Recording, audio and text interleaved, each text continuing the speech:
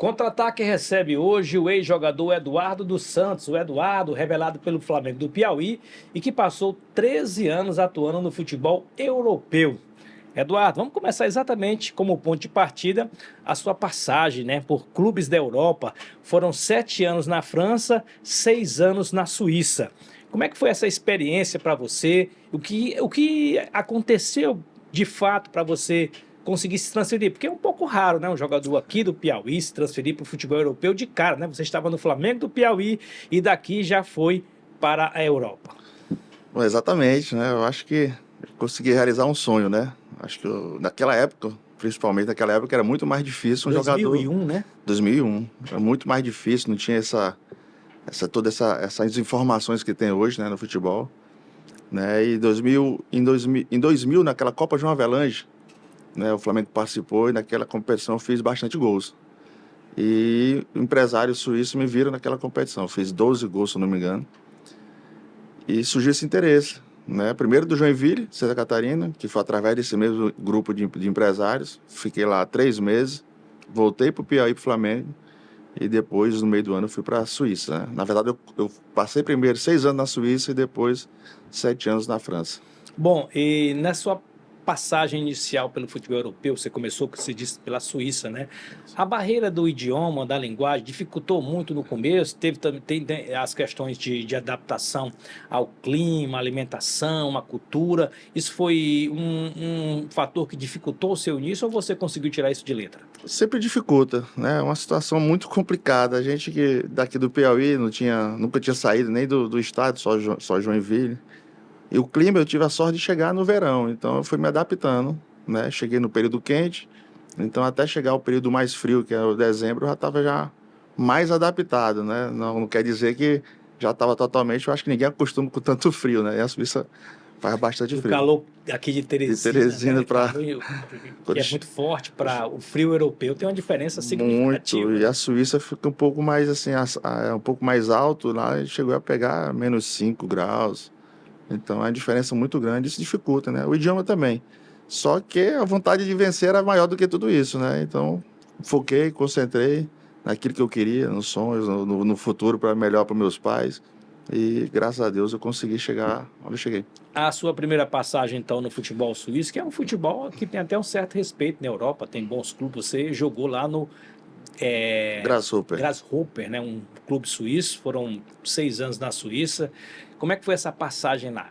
Quando você chegou lá, você conseguiu mostrar o seu talento, você conseguiu se dar bem, se destacar e por conta disso você conseguiu depois se transferir para o futebol francês? Foi mais ou menos assim? Mais ou menos isso, né? Quando eu cheguei, no meio do ano, eu passei primeiro um período de adaptação no segundo time, né? Todo clube Time tem B. time B, exatamente, que joga a terceira divisão, quarta divisão do Nacional, né? Mas o Grasshopper, ele é o maior clube da Suíça, né? Hoje está vivendo um momento difícil, mas é o clube que mais venceu o campeonato nacional.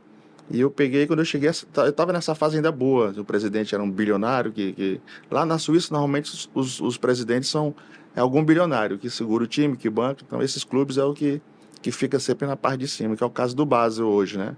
Desde a minha época, o presidente é uma mulher, dona de um laboratório lá de medicamento, então tem muito dinheiro. Construiu um novo estádio. O primeiro novo estádio da Suíça foi ela que construiu para o Basel. E até hoje está lá nesse patamar alto, né? E lá no Grasshopper eu jogava, quando eu cheguei, a equipe era só de jogador de seleção. Seleção do Chile, seleção da Argentina, seleção do Uruguai.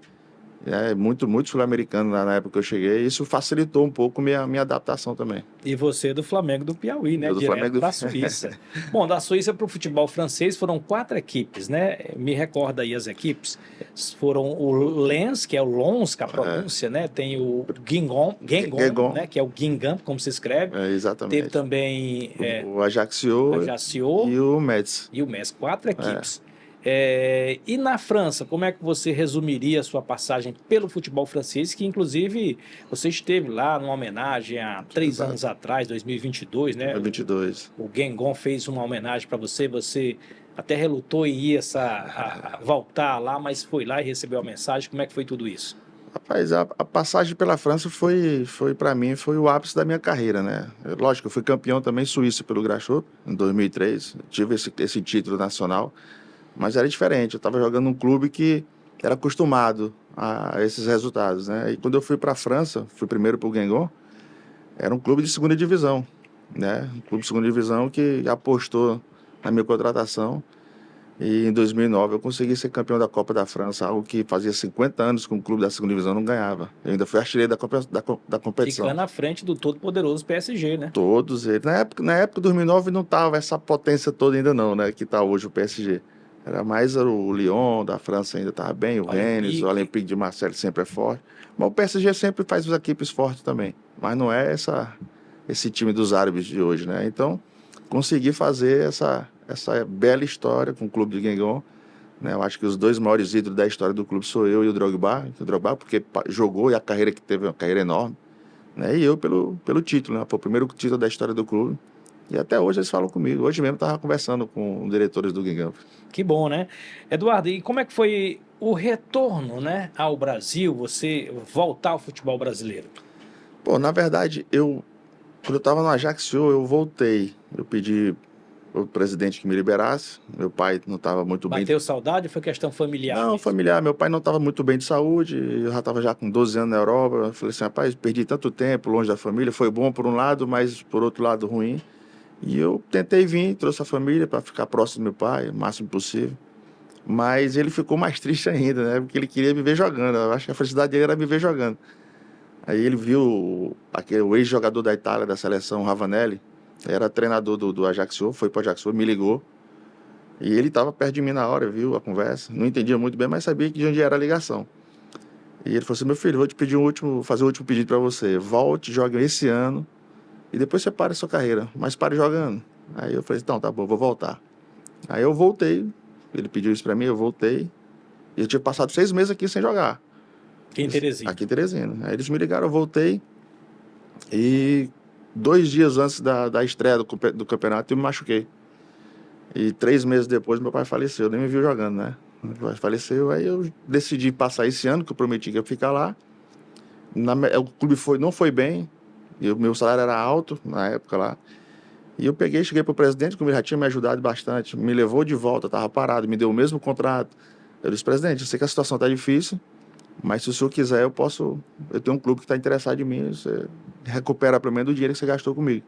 Ele perguntou, você faz isso por mim? Eu faço. Aí eu fui pro Metz. Quando apareceu a proposta do Metz, Outro clube francês. outro clube francês, que a gente foi campeão da Série B Francês. do francês. O Ajax jogava a Série A, eu fui pra Série B, a gente foi campeão e eu voltei. Você falou aí, Eduardo, que tinha um grande salário no Ajaccio da França, e isso é o sonho de todo jogador, todo garoto aqui no futebol brasileiro, a maioria deles, né, sonham em fazer o famoso pé de meia na Europa, né, ir para jogar num clube europeu, conseguir juntar uma grana legal, ajudar a família. Realmente acontece isso, ou isso, na verdade, são poucos que conseguem realizar esse sonho? Ir para o futebol europeu significa ter, no futuro, uma independência financeira, na sua opinião? Com certeza. Hoje no Brasil o futebol tá mexendo com muito dinheiro. Tá Né? pagando melhor, Tá pagando bem melhor do que vários lugares na Europa. Inclusive, eu acredito que paga até mais do que na França, hoje, o futebol brasileiro. Só que fora você tem a garantia de receber. Né? Se você chegar a passar 10 anos, ter uma carreira fora, você tem uma garantia de receber. E não tem essa turbulência que a gente tem E aqui não no tem futebol brasileiro, não, né? não, aqui é muito difícil. Você fala, o lugar mais difícil de jogar futebol é do Brasil. É muita paixão e Muita cobrança. muita cobrança. E fora de campo, hoje em dia, infelizmente, as torcidas organizadas são todas infiltradas com facções. Né? E ameaça, você recebe ligações dentro de Pressão presídio. demais, né? Demais. Então, na Europa tem essa tranquilidade. Você pode sair na rua tranquilo, ganhando ou perdendo. Lógico que existem as cobranças também, mas não é comparável ao Brasil. Mas como você falou, a realidade que você vê na televisão, isso aí não é 5%, né, da quantidade de atletas que tem por aí, ralando no dia a dia, lutando por um espaço para chegar nesse patamar. Né?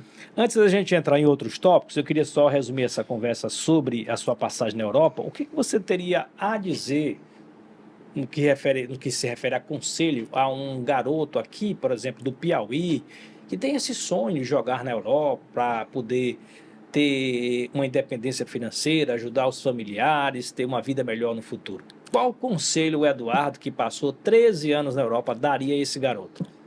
Bom, primeiramente é focar, né? Focar no seu trabalho, em dar seu melhor. Eu sempre falo, por onde eu passo, que não adianta essa história de ser mais um. Acho que para você chegar lá nesse patamar, nesse nível, você tem que sempre procurar ser o melhor.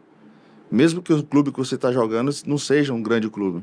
Mas a partir do momento que você é o melhor dentro desse seu clube, vai aparecer outros clubes para levar e você sempre vai conseguir novos espaços e coisas melhores. Então, o conselho que eu dou é esse, é focar no trabalho, não focar no dinheiro, porque quando você foca no trabalho, o dinheiro corre atrás de você, eu sempre falo isso. Não precisa focar no dinheiro que você começa a desfocar no principal, que é o seu trabalho, seu rendimento dentro de campo, seus resultados dentro de campo. Então, quando você foca nos resultados de campo e você atinge eles, o dinheiro é consequência, ele corre atrás de você. Em relação, Eduardo, a isso que você está falando aí, então você acha que os jovens aqui, eles têm chance, mas tem que mostrar mais serviço antes, pensar primeiro no trabalho, mas em relação aos clubes, você acha que precisa sair daqui do Piauí ou a gente já pode ter algum jogador como aconteceu com você lá atrás, em 2001, né? Sair daqui do futebol piauiense. Acho que o caminho pode ser daqui o ponto de partida, ou ainda precisa o garoto daqui, por exemplo, a outro centro, futebol cearense, futebol pernambucano? Como você falou, eu sou um exemplo que pode. No meu tempo sempre foi mais um raro exemplo. Mas hoje tem muito. Hoje o Campeonato Piauiense, aqui do lado do Piauí também tem clubes de Série A, de Série B. Então está muito mais fácil. Naquela época só tinha Série C, né? Até a Série C, não existia Série D. E os clubes do Ceará estavam no máximo na B e quase sempre na C também. Sampaio Corrêa também ficava ali por fora, uma equipe, né? Hoje não, hoje você tem muito mais espaço, visibilidade, tem muito mais competições. Hoje você, um garoto de 20 anos, tem a Copa do Brasil Sub-20, Copa do Brasil Sub-17, tem a Copa do Nordeste Sub-20, né? Tem Muitas muitas aí, vitrines, né? para você mostrar o seu potencial. Então, você consegue sim sair daqui, né? Lógico, se você tiver a oportunidade de ir para fora, você vai, né? Você não vai trocar um grande centro, um grande clube, né, para ficar aqui. Mas você tem que, a partir do momento que você vai também para esses grandes clubes, esses grandes centros, tem que saber que a concorrência vai aumentar muito. Aumenta Mais, muito né? mais, e muito mais jogadores de qualidade. Aqui a concorrência é menor. Se você for um jogador que faça diferença, como eu disse agora há pouco, os teus resultados vai abrir os olhos de clubes aqui. Aconteceu agora com o garoto do Fluminense, né, o Gabriel. Sim. Né, acho que o Fortaleza comprou e emprestou ele para o CSA. Né, então os clubes estão vendo. Então hoje está muito mais fácil sair daqui do Piauí para conseguir uma carreira bonita. E sobre o futebol piauiense, Eduardo, qual a avaliação que você faz nesse momento, comparando da época que você foi jogador aqui, né? Defendeu o Flamengo, também na sua volta passou pelo River, rival do Flamengo, passou pelo Fluminense, teve até experiência como treinador também no Fluminense, a única, né, na sua carreira, Sim. única experiência em 2023 como treinador de futebol. O que é que você acha do futebol piauiense? Nós estamos vivendo realmente uma nova realidade, ou pelo menos iniciando essa nova realidade, porque a gente está vendo aí empresários bem-sucedidos, assumindo clubes, o Piauí Esporte Clube, tem o Atlético Piauiense também chegando com muita estrutura, com um projeto muito bom, muito interessante, né? Então, qual é o seu olhar hoje para o futebol piauiense? Bom, começando falando de jogadores, né? Eu acho que, na minha opinião, o nível técnico ele baixou um pouco. Eu acredito que está... Na minha época tinha um nível... Menos jogadores qualificados no momento? No momento, sim. Eu vejo. Até se você pegar o último campeonato piauiense, eu não vi essa diferença toda tecnicamente. Eu achei que ficou... Apesar do investimento desses clubes. Apesar do investimento. Você vê que não adianta só ter o dinheiro para investir. Você vê que o Atlético Piauiense fez um investimento altíssimo e quase é rebaixado no campeonato piauiense. Você tem que ter o dinheiro e investir da forma correta, né? Eu acho que os projetos, todos os dirigentes aqui, eu vejo muito, quando chego com os projetos sempre é bonito de se ver. No papel sempre ele é bonito, né? Só que, infelizmente, a gente ainda vive muito, como é que eu posso explicar? Da influência política. Às vezes você fala muito bonito, as pessoas estão vendo, mas tem um lado político deles que atrapalha bastante. né? O trabalho é mais para a política do que para o desenvolvimento do nosso futebol. Assim eu vejo muito pela experiência que eu tive esses últimos anos. Você diria então que a melhoria, o crescimento, a evolução do futebol piauiense também passa pelos dirigentes? É preciso a gente ter outra mentalidade dos nossos dirigentes para a gente começar também a virar essa página, evoluir mais rapidamente, porque eu, que acompanho o futebol piauiense há muitos anos, mais de 20 anos, eu entendo que a gente está muito atrasado em relação aos outros estados, aqui mesmo do Nordeste, por exemplo. Com certeza, acho que é importantíssimo você se capacitar, né? A diretoria também, entendeu? Você vê o maior clube do nosso estado hoje, que é o River, Segunda sempre divisão, né? tem um poder aquisitivo bom, né? Gastaram bastante. Se você for analisar, o clube que mais gastou no campeonato estadual foi o Atlético, em primeiro lugar, disparado, e o River, se brincar, gastou mais do que o Piauí, só que de forma desorganizada. Acabou sendo rebaixado. Acabou sendo rebaixado. Por quê? E, na minha opinião, contrataram pessoas que não eram capacitadas para isso, para o projeto do River, né? Para que o clube, aquilo que o clube representa e quer sempre, né? Que o River sempre que entra tem que ser campeão. A realidade é essa. O pensamento é esse. Mas começou de uma forma totalmente desorganizada e com, na minha opinião, diretores que não estavam capacitados no momento para exercer essa função. Hoje, né? Muito. O CAP, o lado bom do futebol hoje, piauiense, que é bem melhor do que a minha época, é o lado financeiro, né? Hoje você vê clubes aí investindo, Tem mais recursos, né? tem mais recursos. Agora você tem que saber trabalhar, e para isso você precisa contratar pessoas capacitadas que conhecem o futebol para fazer bons investimentos, né? Boas contratações. Eduardo, bora falar agora sobre a arbitragem do futebol brasileiro como um todo, que nesse momento está sendo muito questionada a nossa arbitragem, está sendo muito criticada, está sendo achincalhada, comparada como uma das piores do mundo no momento. Você enxerga realmente que a gente tem hoje uma arbitragem muito ruim, muito insegura? Os jogadores também não colaboram, é muita pressão na arbitragem. Lá da Europa a gente não vê jogador chegar da forma, às vezes, assintosa, desrespeitosa para os árbitros. A gente vê muito isso no Brasil. Os jogadores também não colaboram, como se diz, né? Então você acha que este é o pior momento realmente da nossa arbitragem, da arbitragem do futebol brasileiro? Eu acredito que sim, por vários fatores. Hoje você tem um VAR, que é para ajudar, para corrigir, e mesmo com todo esse aparato, Essa tecnologia parece que não mudou nada. Eles mesmos juntam 3 árbitros e conseguem distorcer uma imagem. É incrível. Né? É incrível, até dá a impressão realmente que querem favorecer alguém ou a eles mesmos. A arbitragem na Europa é muito mais tranquila, né? Em relação, comparando com o Brasil, por exemplo. São mais rígidos também. Eu sempre falo o seguinte, eu acho que quanto menos um árbitro aparecer numa partida de futebol, melhor ele está. Né? Aqui, os jogadores isso aqui não colaboram, é verdade. Só que os árbitros aqui conversam muito. Ele não tem que estar conversando com ninguém. Faltou respeito, cartão. Acabou-se lá, o árbitro falou demais, o cara pica o cartão, neguinho vai a faixa para lá e acabou-se a conversa. Então existe esse respeito, o medo de ter uma punição maior, né? E as disciplinas também, né? Existem os comitês de disciplinas que também analisam tanto a arbitragem como os atletas e são rígidos também. A gente vai ter aí no próximo domingo um jogo que para muita gente é uma final antecipada da Série A do Campeonato Brasileiro, o duelo entre Flamengo e Palmeiras no Maracanã, 4 da tarde desse domingo. Você acha, por exemplo, que um jogo como esse, diante do que a gente está vendo em relação à nossa arbitragem, merecia um árbitro de fora do país? Ou seria realmente assumir a nossa falta de capacidade, né? Nosso momento ruim? O que é que você escalaria? Você, Eduardo, hipoteticamente, o presidente da Comissão de Arbitragem do Brasil, do futebol brasileiro. Quem você escalaria hoje para apitar um jogo dessa grandeza, um jogo que pode definir, inclusive, o Campeonato Brasileiro 2025? Bom, eu, Eduardo, diretor dessa parte da arbitragem, eu colocaria um árbitro brasileiro. Sem dúvida, acho que isso... Ia privilegiar a nossa arbitragem, apesar do momento. Exatamente. Procuraria quem está melhor, mas não traria ninguém de fora, porque você acaba de decretar, né, essa falência da arbitragem brasileira, né? Então, mas como Eduardo, jogador, eu preferia árbitro de fora, porque é um jogo que vai decidir bastante. O jogo dos Flamengo e Palmeiras realmente é uma final né, antecipada.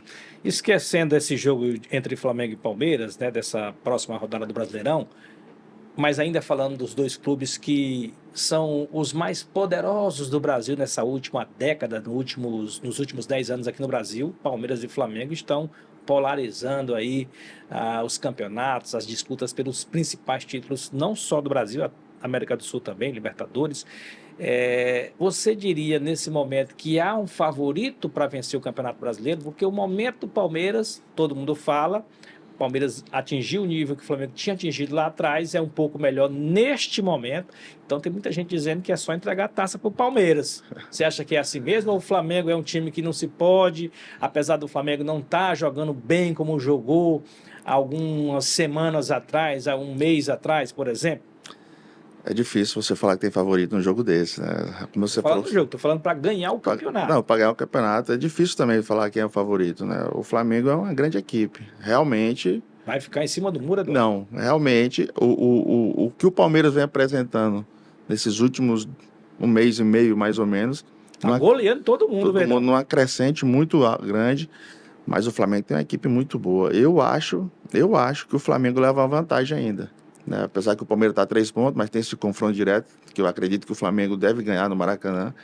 O Palmeiras, normalmente, ele não joga bem contra essas equipes que propõem jogo, que é o caso do Bahia, que é o caso do Flamengo, essas equipes que botam a bola no chão, que jogam mais cadenciado, fica mais com a bola. E o Palmeiras não tem um bom retrospecto, né? Se você for pegar os últimos jogos também contra o Flamengo, eu acho que o Flamengo ganhou a maioria dos jogos, 80% dos jogos, nesses últimos 4, 5 jogos entre Flamengo e Palmeiras.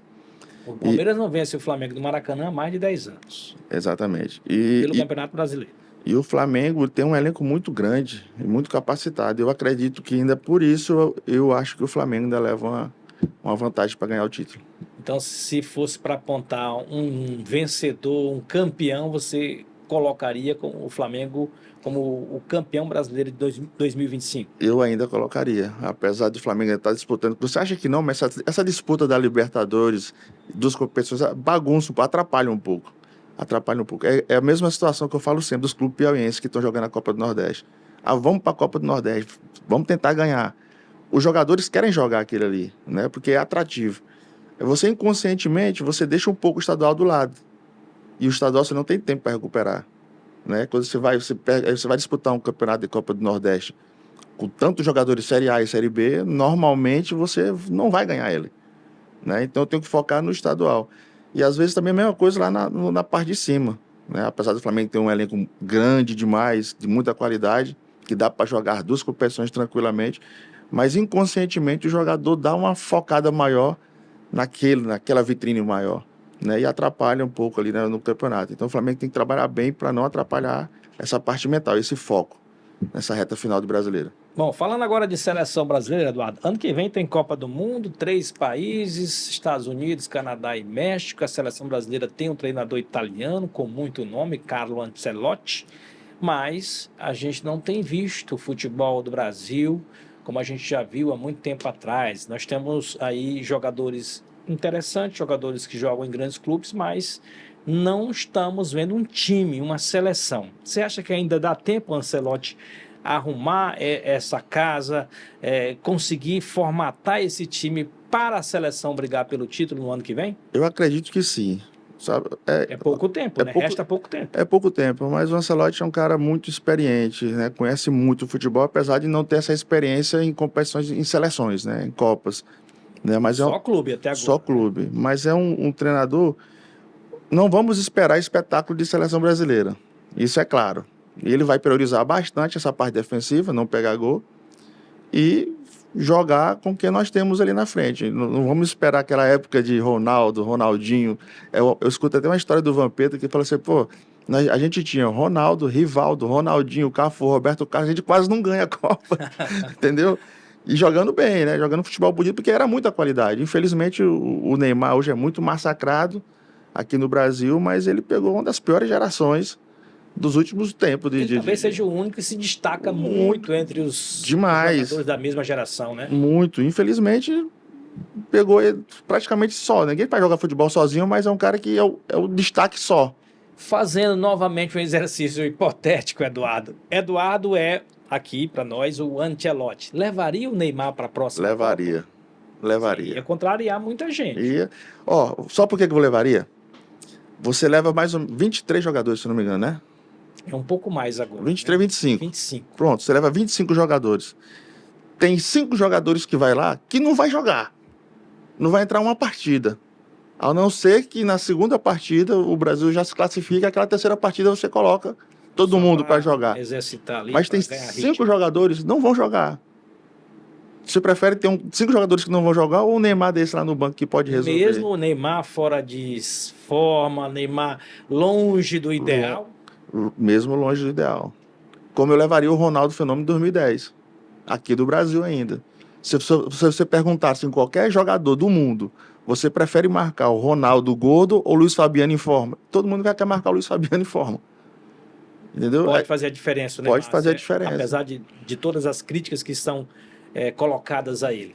Ele tem que se cuidar, lógico. Não adianta ele chegar igual está hoje, mas tem 6 meses para se cuidar, para tentar evitar lesões, para estar no seu melhor forma. A melhor forma do Neymar hoje não vai ser a melhor forma do Neymar 5 anos atrás, ou há 10 anos atrás. Não vai. Hoje a melhor forma do Neymar vai ser 70% daquilo que ele conseguiu fazer. Mas de 70% de Neymar é bem melhor do que 100% de vários jogadores aí que estão aí hoje. É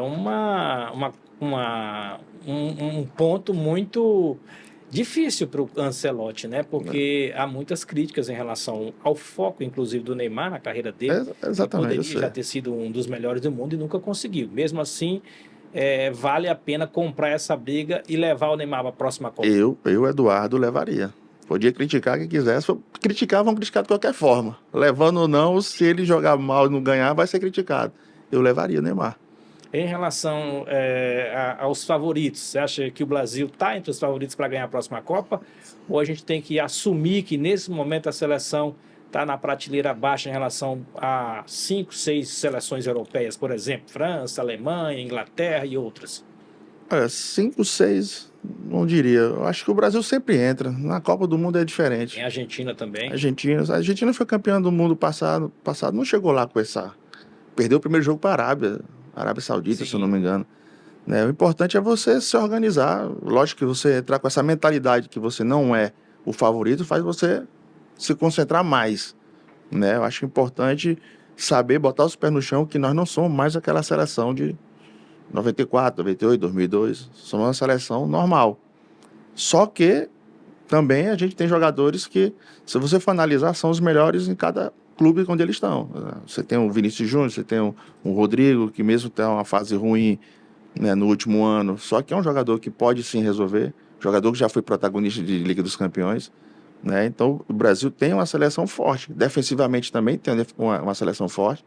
Eu acredito que ele vai focar muito nisso, o Ancelotti, porque é a característica dele, nessa parte defensiva.